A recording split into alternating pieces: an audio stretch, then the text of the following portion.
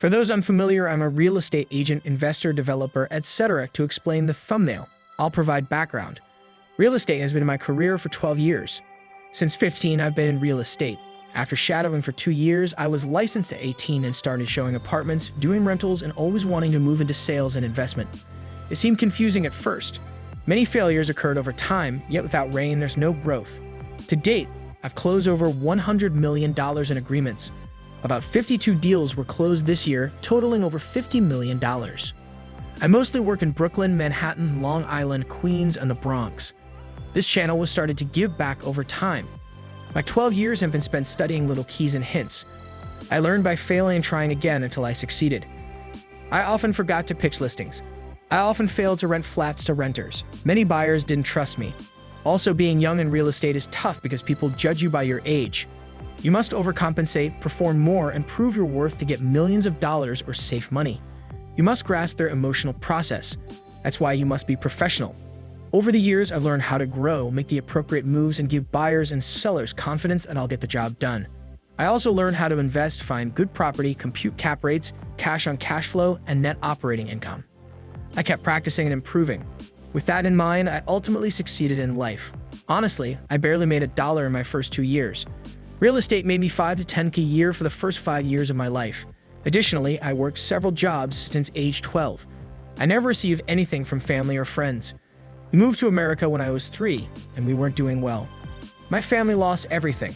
Not because my parents were real estate agents or uncles gave me things. Everything I wanted, I worked for.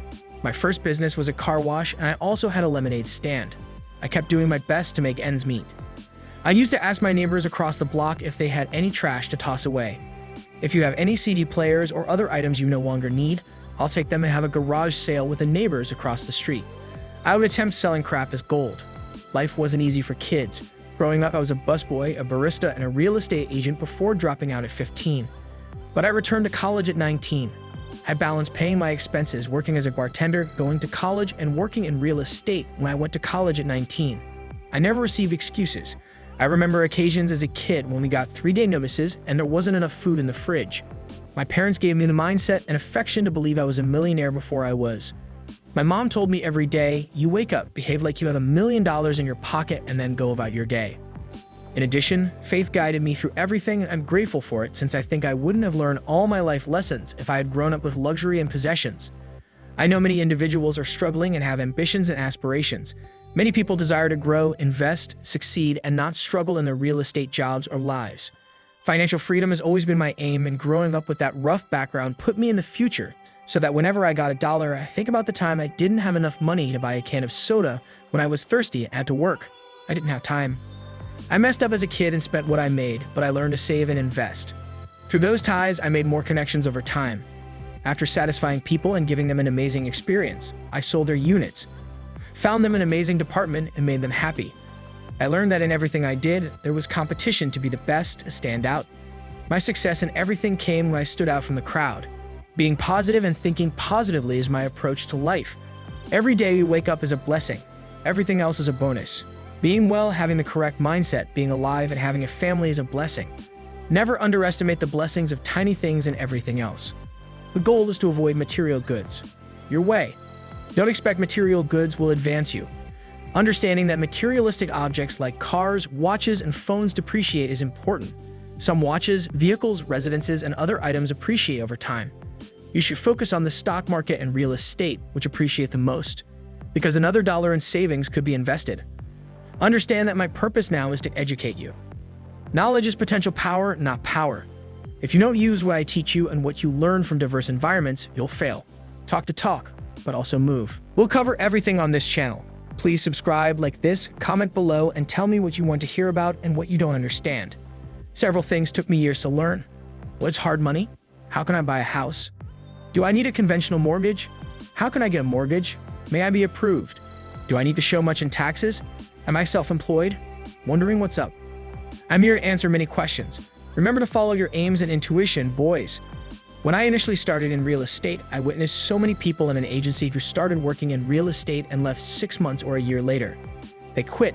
I always saw the big picture. I always had goals and imagined the money would one day equal the information I was obtaining. Thus, my expertise increased, but not my income. My income started rising because I realized that by doing things right, focusing, being organized, and thinking positively, you can succeed a lot more than you think and create a lot of streams of income that help you in life, grow you, and give you financial freedom and a successful mindset. I kept learning after that. I eventually joined a huge team, which took me under me.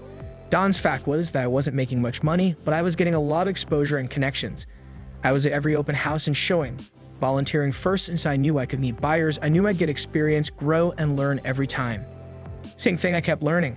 At one point, my family struggled and I needed the revenue to survive.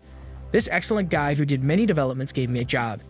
He initially gave me a job at a low wage. It was roughly $50,000 a year, which was a blessing given my profession. He then vowed to raise it to $65,000 after 2 months, a huge rise. A kid who never made so much money said, "Oh my goodness, I'm taking it now." I worked 18-hour days and learned a lot about new development, but I didn't know anything about it. Agent and broker, I worked in real estate. Real estate, new development, condo books, Department of Buildings, tax lots, and declarations were foreign to me. I once asked, "Why did you hire me?" "Don't know these things." He added, "You have promise. It's sink or swim," so I elected to swim like I've always done. I kept learning. Within 6 months, I managed the firm, designed a new property, and began selling it. After I realized I didn't need the pay anymore, I took a step back and said, "I'm gonna go on my own." He appreciated my job so much that he listed every building, new development, and property with me. I closed about $35 million in land for one developer. That gave me a lot of room. I realized I needed to sell differently. Every broker did traditional marketing without spending on virtual staging, high-end virtual staging, or apartment staging. When I decided to step it up, I bought furniture and invested in homes. Yes, I lost some furniture, a lot of money, and listings, and not everything was golden or huge. My name increased as I learned, saved, and grew. Once my name spread, individuals wanted to work with me because of my unique approach, manner, and attitude. I was willing to risk and invest in their properties. They trusted me completely when they saw that I was taking the risk with them. Learning the latest developments, working with a developer, and working in real estate offered me an edge in property investing. I could find good prices. Also, I knew what clients wanted. However, knowing what developers like helped me collaborate with architects and engineers. From there, I built buildings that sold quickly and helped developers by sitting down with them and saying, "Hey, you're building a new building, pause, let's wait. Hire me before the building is done to go over floor plans, design, everything. I can give you all the client input, save you money, and adjust the layouts and designs to what people want in the market." That offered me a competitive advantage. Over time, I realized that there are many ways to be in a competitive edge, including how you market, tease a listing before going to market, price units, talk to developers and buyers, and go about your life. A way of life.